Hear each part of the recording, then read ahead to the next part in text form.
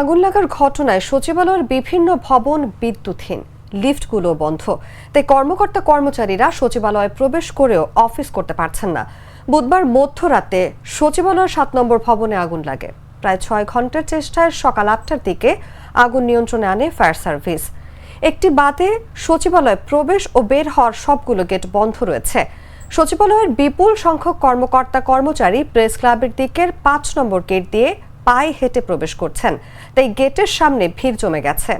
কর্মকর্তা কর্মচারীরা জানিয়েছেন, এই অবস্থায় আজকে সচিবালয় বন্ধ রাখা যেত। কষ্ট করে প্রবেশ করেও তো অফিস করা যাচ্ছে না। আগুন লাগা 7 নম্বর ভবনের কর্মকর্তা কর্মচারীরাও 7 নম্বর ভবনের সামনে অবস্থান করছেন। তাদের ভেতরে প্রবেশ করতে দেয়া হচ্ছে না। ফায়ার সার্ভিস ও আইন শৃঙ্খলা রক্ষাকারী বাহিনীর সদস্যরা জানিয়েছেন, 7 নম্বর ভবনের 6 তলা থেকে 9 তলা পর্যন্ত ফ্লোরগুলো ক্ষতিগ্রস্ত হয়েছে। এসব ফ্লোরে যুব ও ক্রীড়া মন্ত্রণালয়, ডাক ও টেলিযোগাযোগ মন্ত্রণালয়, স্থানীয় সরকার মন্ত্রণালয় এবং সড়ক পরিবহন ও সেতু মন্ত্রণালয় রয়েছে।